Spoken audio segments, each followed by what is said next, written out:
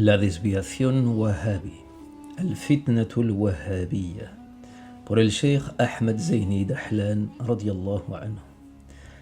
Nota biográfica sobre el autor, el Sheikh Ahmed Zaini Dahlan radiyallahu anhu, nacido en el año 1816 y muerto en el año 1886. El Sheikh Ahmed Zaini Dahlan radiyallahu anhu, descendiente de Sidi Abdul Qadir al-Jilani radiyallahu anhu, fue el gran mufti shafi'i de la Meca, Sheikh al-Islam en la región de Hijaz e imam de Al-Haramain, los dos santuarios de la Meca y Medina. Publicó numerosas obras sobre historia y ciencias islámicas en general, y es conocido como historiador y teólogo ash'ari, así como por sus críticas del wahhabismo. Nació en 1816 y estudió, entre otros, con el Sheikh Ahmed al-Marzuqi al-Maliki al-Makki, radiyallahu anhu. Fue a su vez maestro de Hussein ibn Ali, uno de los sherifs de la Meca, radiyallahu anhu, y de muchos eruditos del subcontinente indio, de los cuales el más representativo es sin duda alguna el imam Ahmed Rida Khan, radiyallahu anhu. La obra que aquí se presenta se intitula Al-Fitnatul Wahhabiyya.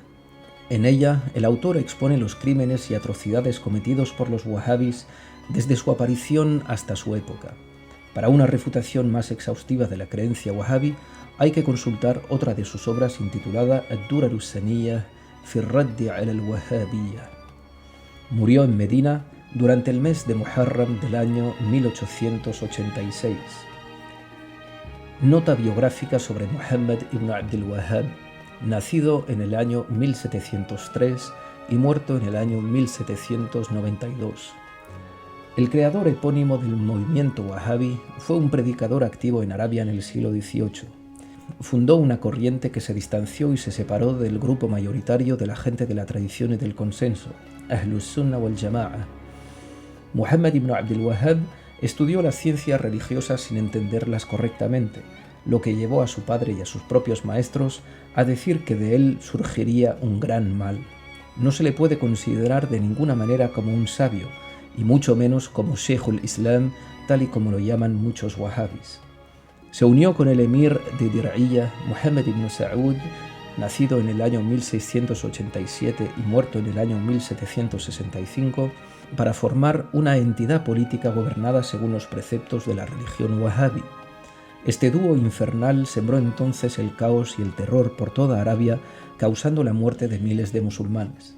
También se puede considerar que Muhammad ibn Abdul Wahhab cumplió la profecía de nuestro Señor Muhammad sallallahu alaihi wasallam cuando éste dijo que el cuerno del diablo se levantaría al este de la península arábiga, en la región de Najd.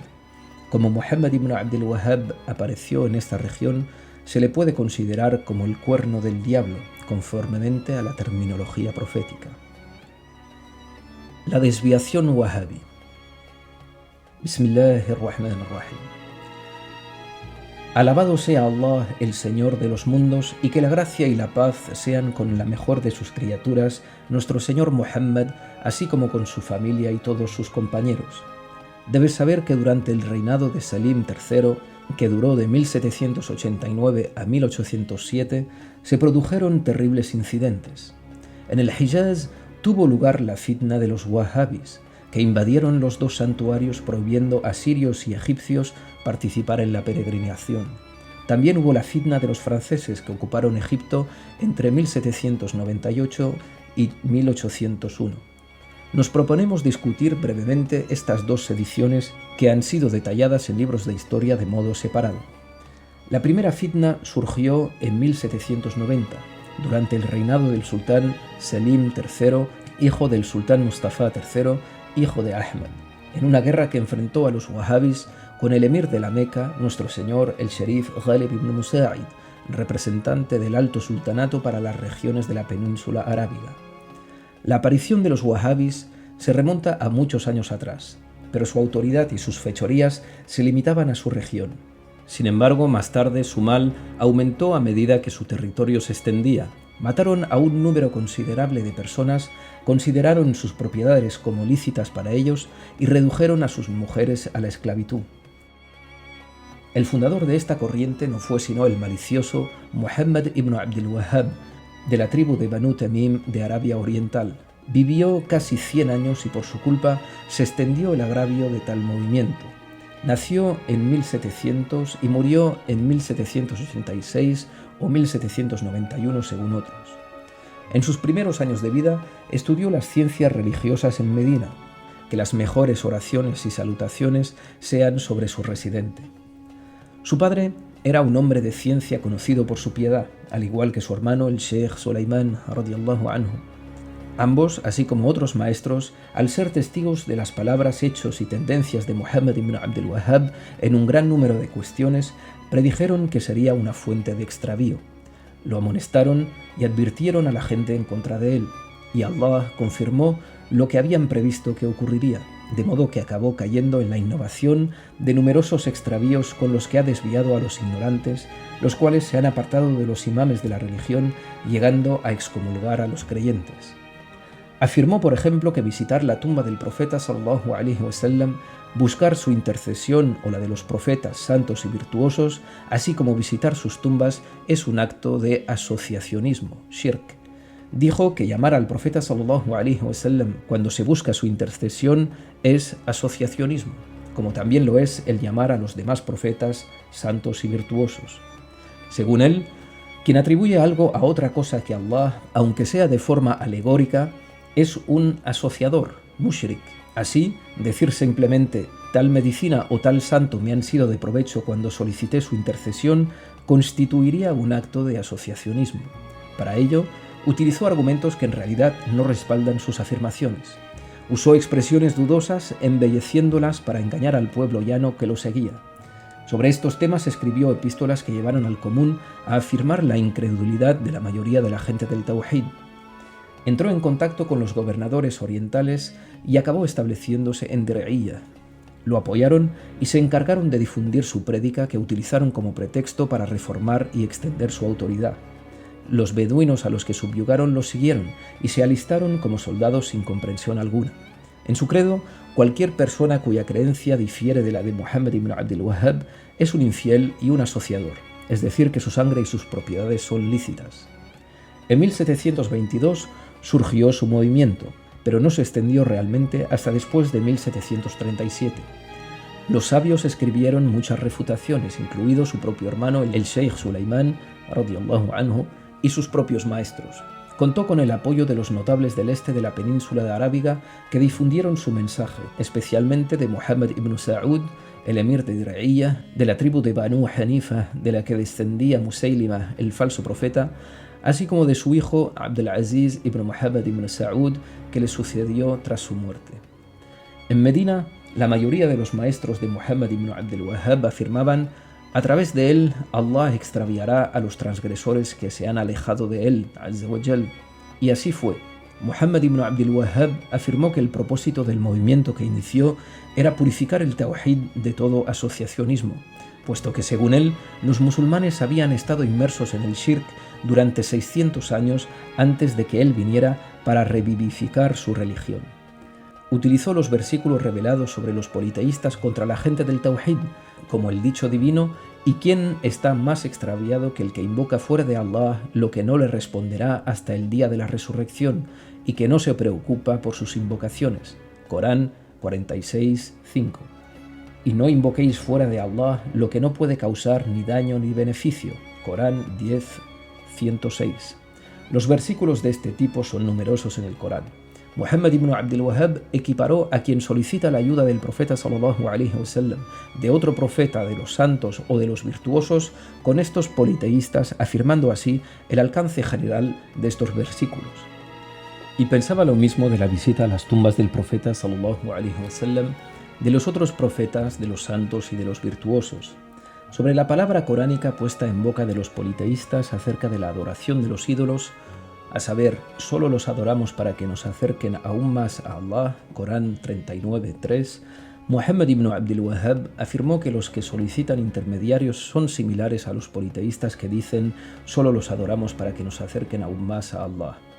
Añadió que los politeístas nunca creyeron en el poder creador de estos ídolos y que por el contrario creían que solo Allah es el creador.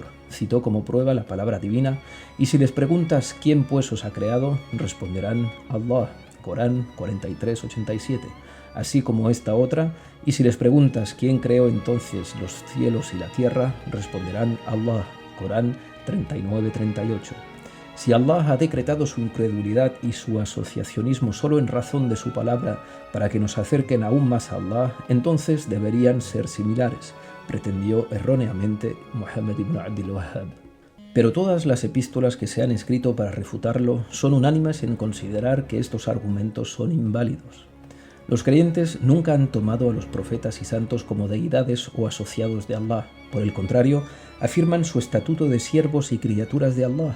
Nunca han pretendido que representan objetos de culto, a diferencia de los politeístas, los cuales son los verdaderos destinatarios de estos versículos, puesto que afirman la naturaleza divina de estos ídolos, a los que magnifican con una glorificación señorial, a pesar de estar convencidos de su incapacidad creativa. Los creyentes nunca han declarado que los profetas o los santos merecen adoración o el estatus de divinidad. No los tratan con una reverencia señorial, sino que los consideran como los siervos de Allah, sus amados y elegidos. Dado que por su bendición Allah otorga su misericordia a sus siervos, los creyentes no tienen otro objetivo que la misericordia divina, tal y como queda claro a partir de muchos textos del Corán y de la tradición profética. Según el credo de los musulmanes, Allah es el único creador. Solo Él puede ser beneficioso o perjudicial, por lo que solo Él merece ser adorado. Los musulmanes no atribuyen eficacia a nada fuera de Allah. Los profetas y los santos no crean nada. No pueden, con su bendición, perjudicar o beneficiar, salvo con el permiso de Allah, que es el único que muestra misericordia a sus siervos. Lo que llevó a los politeístas al asociacionismo fue su creencia en el estatuto divino de sus ídolos y en el hecho de que son dignos de adoración y no meramente el hecho de que dijeran solo los adoramos para que nos acerquen aún más a Allah. Además, cuando se demostró que estos ídolos en contra de su creencia no eran dignos de adoración, se justificaron diciendo solo los adoramos para que nos acerquen aún más a Allah. ¿Cómo pueden entonces Muhammad ibn Abdul Wahhab y sus seguidores comparar los creyentes monoteístas a los politeístas que afirman la divinidad de sus ídolos? Todas las aleyas citadas anteriormente y otras de este tipo tienen un alcance especial, khas, que remite exclusivamente a los infieles y a los politeístas y no a los creyentes. Al-Bukhari, radiyallahu anhu, transmite a partir de Abdullah ibn Umar, radiyallahu anhu, que el profeta sallallahu alaihi wasallam dijo: al describir a los Kharijis, aplican a los creyentes los versículos revelados a propósito de los infieles, transmitido por Al-Bukhari. En una versión también transmitida a partir de Ibn Umar radiyallahu anhu, el mensajero de Allah sallallahu alaihi wasallam dijo: lo que más temo para mi comunidad es el hombre que, por su cuenta, interpreta el Corán fuera de su contexto. Este hadith y el anterior convienen perfectamente a este grupo. Si la intercesión, at-tawassul, practicada por los creyentes constituyera un acto de asociacionismo, el profeta sallallahu alaihi wasallam, los compañeros, los piadosos predecesores y las generaciones posteriores no la habrían practicado.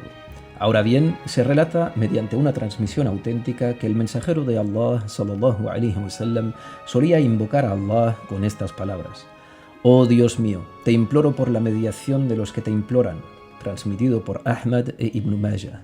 No hay duda de que se trata de una intercesión.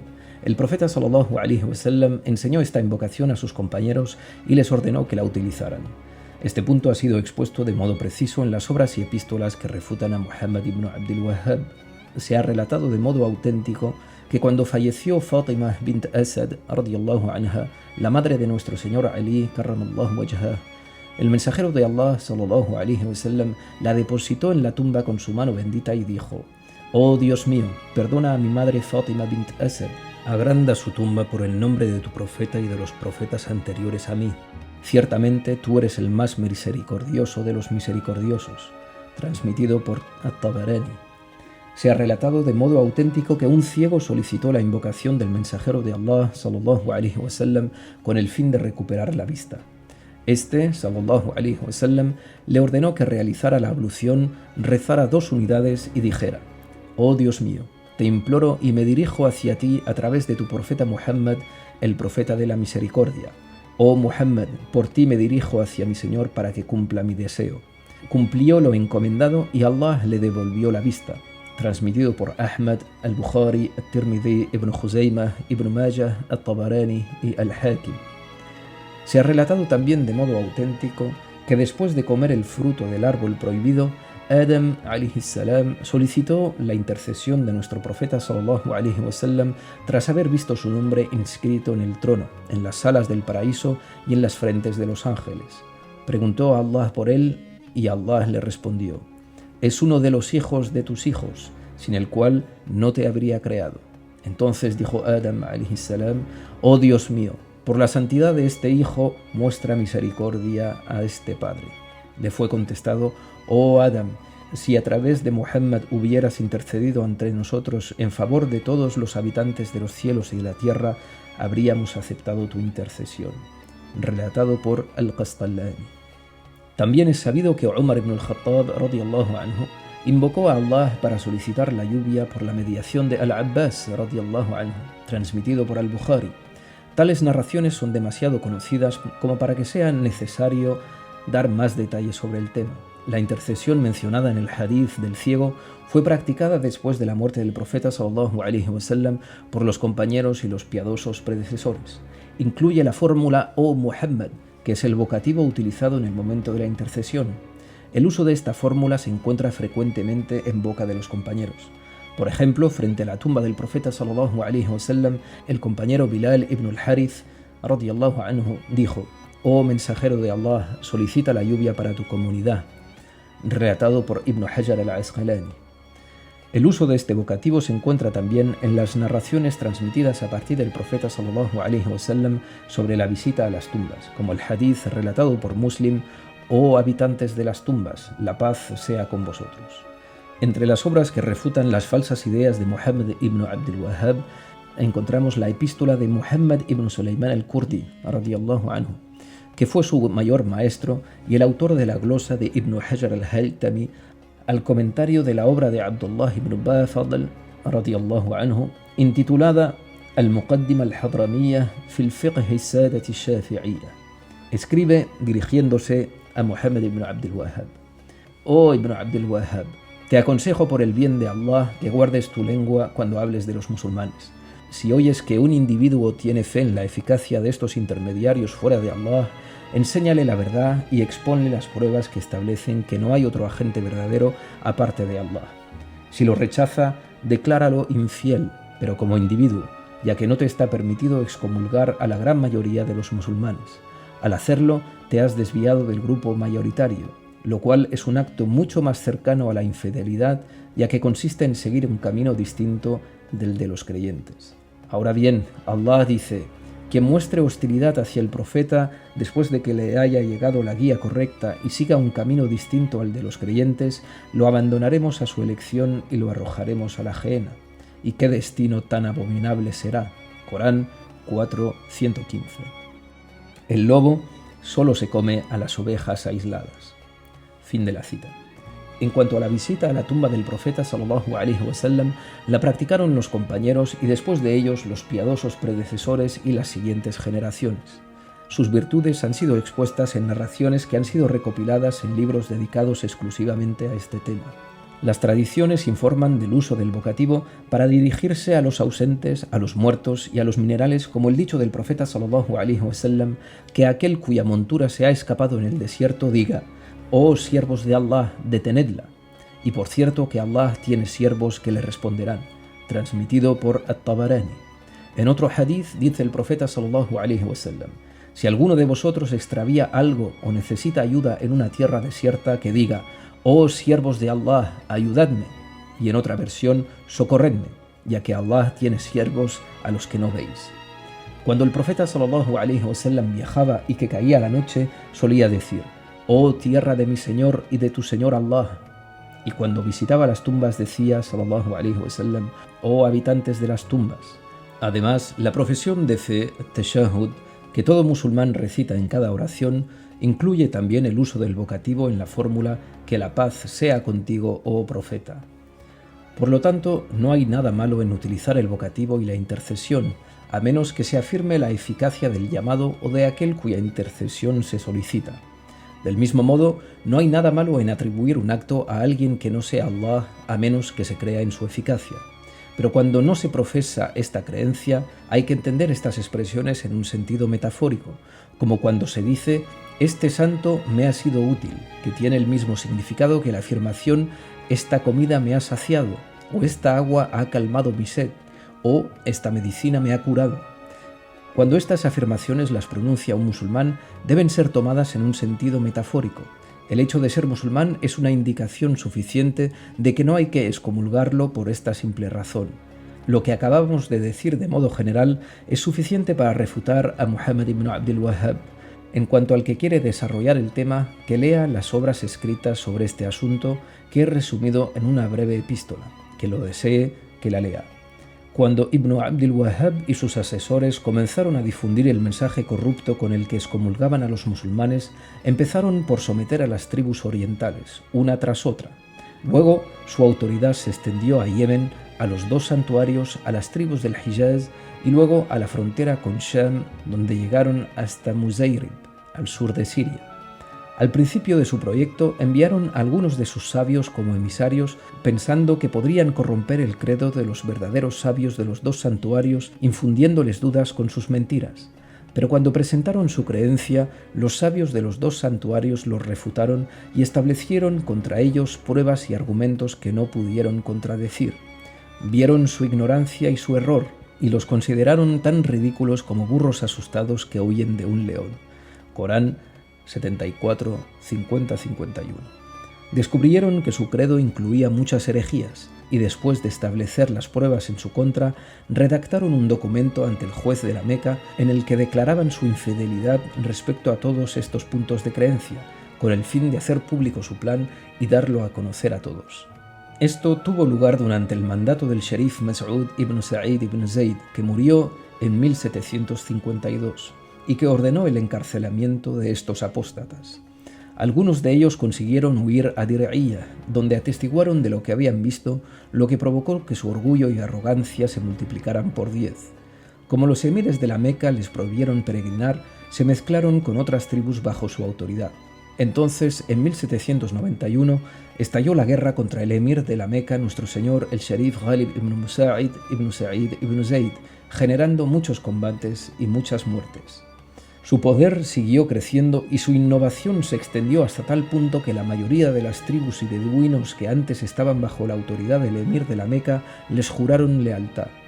En el año 1802, al frente de un ejército considerable, llegaron a la ciudad de Taif, que sitiaron durante el mes de Dhul Qa'dah. Se apoderaron de la ciudad y diezmaron a la población sin perdonar ni a hombres, ni a mujeres, ni a niños, hasta el punto de que solo un pequeño grupo se escapó. Después de saquear sus posesiones, pensaron en ir a la Meca, pero tuvieron que resignarse a la idea de que allí habría muchos peregrinos, de los cuales muchos llegaban de Siria y Egipto, y seguramente estos saldrían a su encuentro para luchar contra ellos. Así permanecieron en Taif hasta que terminó el mes de la peregrinación.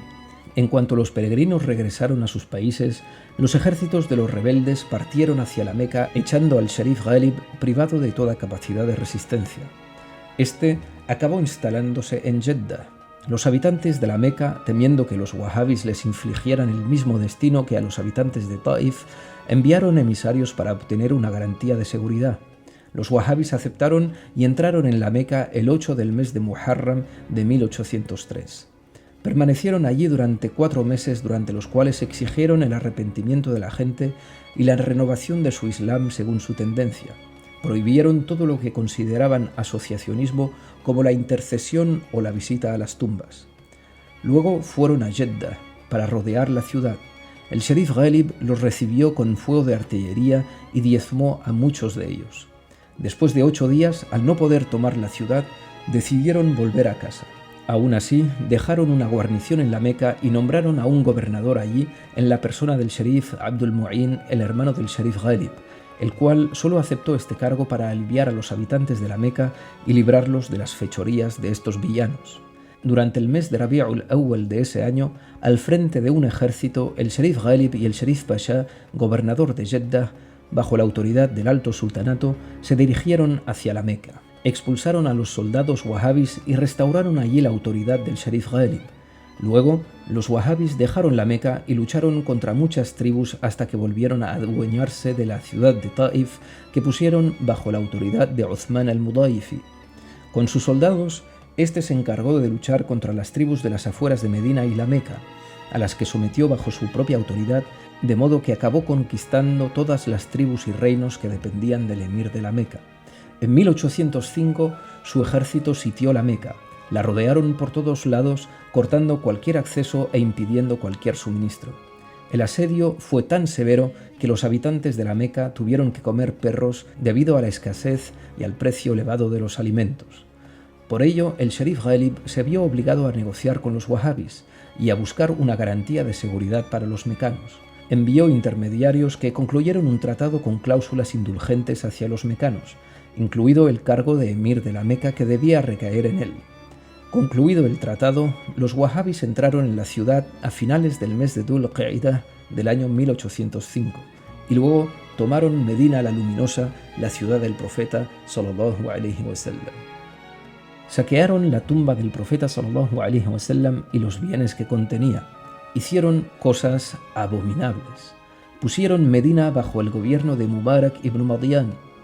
Durante su gobierno sobre los dos santuarios, que duró 7 años, prohibieron a los peregrinos sirios y egipcios entrar en la Meca con palanquines e hicieron un brocado de tela negra de Qailán para revestir la Kaaba.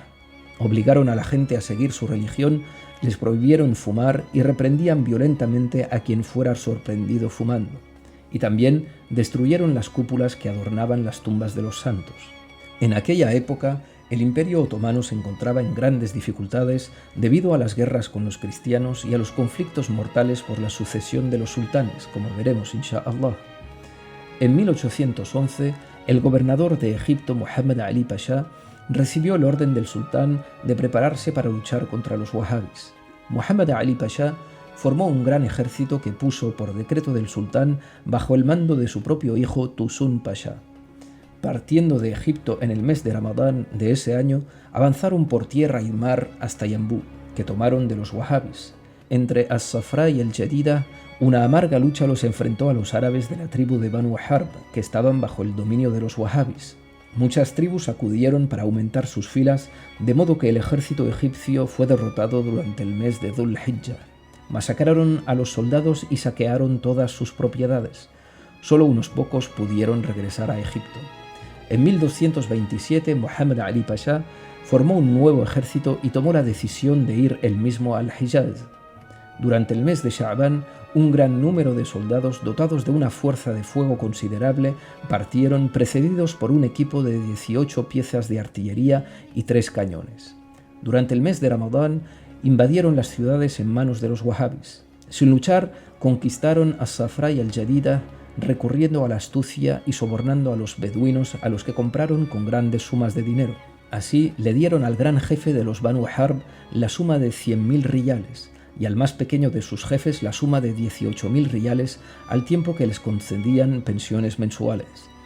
Todo esto se hizo mediante las maniobras del Sharif de la Meca, el Sharif Ghalib, que oficialmente seguía bajo la autoridad de los wahabis, a diferencia de la primera expedición en la que fueron derrotados y no se envió ninguna correspondencia al Sharif Ghalib para permitirle realizar tal maniobra.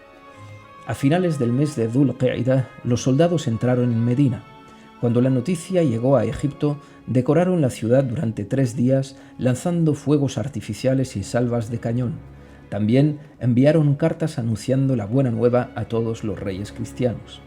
A principios del mes de Muharram del año 1813, los soldados fueron a Jeddah por mar y tomaron la ciudad. Luego se dirigieron hacia la Meca, que conquistaron sin luchar gracias a las maniobras secretas del Sharif Ghalib. Los soldados wahabis y sus líderes habían huido desde que el ejército egipcio llegó a Jeddah. En 1812, Saúd, el emir de los wahabis, habiendo completado su peregrinaje, fue a Taif y luego a Dir'iyah, donde se enteró de la conquista de Medina, Meca y Taif.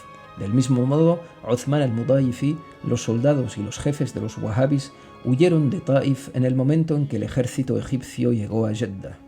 En 1813, durante el mes de Rabi'ul Awwal, Muhammad Ali Pasha envió mensajeros para anunciar las buenas noticias al sultanato junto con las llaves de la Meca, Medina, Jeddah y Taif.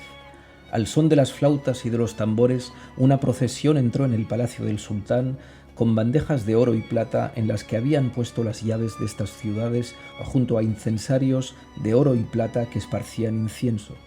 Se organizaron festejos con fuegos artificiales y salvas de cañón. Los mensajeros que vinieron a traer las llaves fueron honrados y Muhammad Ali Pasha fue ascendido a un rango superior. Se le dieron muchas condecoraciones y se concedieron muchas medallas a todos los que quisieron condecorar. En el mes de Shawwal del año 1813, Muhammad Ali Pasha decidió ir él mismo al Hijaz. Antes de marchar, el Sharif Ghalib capturó a Uthman al-Mudayfi, que gobernaba Taif en nombre de los Wahhabis. Era uno de sus mayores líderes y uno de sus mayores partidarios. Fue encadenado y enviado a Egipto, donde llegó en el mes de Dhul Qa'dah tras la partida de Muhammad Ali Pasha hacia el Hijaz. Este último lo envió al sultanato, donde fue ejecutado. Muhammad Ali Pasha llegó a la Meca durante este mes. Destituyó al Sharif Ghalib, al que envió al sultanato, y nombró a su sobrino, el Sharif Yahya ibn Surur ibn Musa'id, para gobernar la Meca. En 1814, durante el mes de Muharram, enviaron hacia el sultanato a Mubarak ibn Mitiyan, gobernador de Medina, en nombre de los Wahhabis. En Constantinopla se le hizo desfilar en una procesión para que la gente lo viera antes de ejecutarlo. Luego colgaron su cabeza en la puerta del palacio. Uthman al-Mudayfi sufrió el mismo destino. En cuanto el Sharif Ghalib, lo enviaron a Salónica, donde fue honrado hasta su muerte en el año 1816. Fue enterrado allí y su tumba con cúpula sigue siendo visitada. En total, gobernó la Meca durante 26 años. Muhammad Ali Pasha envió a numerosos soldados a Turba, Bisha, los países de Ghamd, Zahran y Asir, para luchar y exterminar a las facciones wahhabis. El mes de Sha'ban del año 1814 los persiguió personalmente hasta sus propias tierras, mató a muchos de ellos, tomó muchos cautivos y destruyó sus viviendas. Saud, el líder de los wahhabis, murió durante el mes de Shawwal del mismo año, dejando la sucesión a su hijo Abdallah. Poco antes de la peregrinación, Muhammad Ali Pasha partió hacia la Meca para realizar la peregrinación y permaneció allí hasta el mes de Rajab del año 1815. Luego, tras poner la Meca bajo la autoridad de Hassan Pasha, decidió regresar a Egipto, donde llegó a mediados de Rajab de 1815. En total, permaneció en el Hijaz durante 1 año y 7 meses, pero solo regresó a Egipto después de haber dispuesto adecuadamente todos los asuntos y haber exterminado las facciones wahhabis dispersas entre las tribus del Hijaz y del sur. El resto permaneció en Dir'iyah con su líder Abdullah ibn Saud. Para luchar contra él, Muhammad Ali Pasha envió un ejército bajo el mando de su hijo Ibrahim Pasha. Anteriormente, Abdullah ibn Saud mantenía correspondencia con Tusun Pasha, con el que realizó un pacto con el fin de conservar el poder bajo la autoridad de Muhammad Ali Pasha. Este rechazó el compromiso y a finales de 1815 mandó a sus soldados bajo el mando de su hijo Ibrahim Pasha. Después de llegar a Dir'iyah en 1816, consiguió derrotar el ejército de Abdullah ibn Saud durante el mes de Dhul Qa'dah de 1817. Cuando la noticia llegó a Egipto, se celebraron festividades durante 7 días, se lanzaron fuegos artificiales, se decoró el país y se dispararon 1000 cañonazos. Muhammad Ali Pasha, muy implicado en la lucha contra los wahhabis, gastó sumas considerables con este objetivo. Uno de sus sirvientes cuenta que en una ocasión, entre muchas otras, gastó la suma de 45.000 riales en el transporte de municiones entre Yambú y Medina a razón de 6 riales por camello, la mitad de los cuales fueron pagados por el emir de Yambú y la otra mitad por el emir de Medina. Solo el transporte entre Medina y Dir'iyah costó en total 140.000 riales. Tras capturar a Abdullah ibn Saud, Ibrahim Pasha lo envió a Egipto, donde llegó el 17 de Muharram de 1818, acompañado por los demás jefes wahhabis. Lo hicieron desfilar a la vista de todos montado a caballo. Multitudes acudieron de todas partes para presenciar el espectáculo. Cuando se presentó ante Muhammad Ali Pasha, este se levantó y le dio la bienvenida amistosamente. Lo hizo sentar a su lado y le habló en estos términos. El Pasha le preguntó: ¿qué es esta rebelión? La guerra es una rivalidad, respondió el otro. ¿Qué piensas de mi hijo Ibrahim Pasha? El otro respondió: al igual que nosotros, no ha escatimado esfuerzos y ha gastado de modo desinteresado hasta que resultó lo que Allah había preestablecido. Intercederé por ti ante el sultán, dijo el pasha. Lo que está destinado a suceder, sucederá, respondió Abdullah ibn Saud. Luego le hizo ponerse un traje antes de partir hacia la casa de Ismail Pasha en Bulaq. Cuando vio que Abdullah ibn Saud llevaba consigo un pequeño cofre de hierro forjado, el pasha le preguntó: ¿qué es? El wahabi contestó: es lo que mi padre tomó de la tumba del profeta sallallahu alaihi wasallam. Lo llevo conmigo al sultán. El pasha ordenó que lo abrieran. En su interior encontraron 3 ejemplares del Corán procedentes de los tesoros de los reyes, de una belleza que nadie había visto antes. El cofre también contenía 300 perlas enormes, una gran esmeralda y un galón de oro. El pasha le dijo: te has llevado de la tumba mucho más que eso. El wahabi contestó: esto es lo que tenía mi padre. No cogió todo lo que había en la tumba. Los beduinos y los habitantes de Medina también se sirvieron, así como los guardianes del santuario y los sheriff de la Meca. Es cierto, reconoció el pasha. Encontramos ciertas cosas en casa del sheriff. Entonces Abdullah ibn Saud fue enviado al sultanato. Ibrahim Pasha, por su parte, abandonó el Hijaz para dirigirse hacia Egipto durante el mes de Muharram de 1819, pero no sin haber previamente destruido Dir'iyah, que quedó completamente desierta. Abdullah ibn Saud llegó al sultanato durante el mes de Rabi'ul Awwal. Lo hicieron desfilar por la ciudad para que la gente lo viera y luego lo ejecutaron frente al palacio de Topkapi. Sus seguidores fueron condenados a muerte en varios lugares. Este es un resumen de la historia de los wahhabis. Habría sido fastidioso desarrollar con detalle cada punto, pero en breve es una de las catástrofes que se han abatido sobre los musulmanes. Cuánta sangre derramaron y cuántos bienes saquearon. Sus fechorías se han extendido a la par que su maldad. No hay fuerza ni poder sino por Allah. Muchos hadices del profeta sallallahu alaihi wasallam mencionan claramente esta sedición. Dijo sallallahu alaihi wasallam: al este aparecerá un pueblo cuya lectura del Corán no irá más allá de su garganta. Pasarán a través de la religión como la flecha pasa a través del objetivo. Como signo distintivo se afeitarán la cabeza. Transmitido por al-Bukhari. Este hadith ha sido relatado con muchas versiones en el Sahih del Bukhari y en otras obras. No es necesario alargar nuestra exposición dando cada una de estas versiones o mencionando su transmisor, ya que son narraciones auténticas y ampliamente difundidas. El pasaje como signo distintivo se afeitarán la cabeza remite claramente a esta facción. De hecho, ordenaron a cada uno de sus seguidores que se afeitaran la cabeza. Esta característica no corresponde a ninguna secta de entre los Kharijis e innovadores que aparecieron antes de la época de estos wahhabis. El mufti de Zabid, Sayyid Abdurrahman al-Ahdal, solía decir: no sirve de nada escribir refutaciones contra los wahhabis, ya que la palabra del profeta sallallahu alaihi wasallam como signo distintivo se afeitarán la cabeza es suficiente para identificarlos. En efecto, ningún innovador lo ha hecho antes que ellos. Un día, una mujer a la que Muhammad ibn Abdul Wahhab había obligado a seguirlos, lo refutó sobre este asunto. Cuando él le ordenó que se afeitara la cabeza, ella respondió: ya que le ordenas a la mujer que se afeite la cabeza, es conveniente que también le ordenes al hombre que se afeite la barba. La belleza de la mujer radica en su cabello, del mismo modo en que la del hombre en su barba. El innovador permaneció en silencio. Prohibieron a la gente buscar la intercesión del profeta sallallahu alaihi wasallam. A pesar de la multitud de narraciones proféticas en este sentido y de su amplia transmisión, mutawatir. Estas nos informan de la intercesión del profeta sallallahu alaihi wasallam a favor de los miembros de su comunidad que cometen pecados mayores. Prohibieron la lectura del Dalail al-Khairat del Imam al-Jazuli radiyallahu anhu, una recopilación de oraciones sobre el profeta sallallahu alaihi wasallam que también menciona sus atributos de perfección. Consideraron todo esto como asociacionismo y prohibieron rezar sobre el profeta sallallahu alaihi wasallam en los púlpitos después de la llamada a la oración.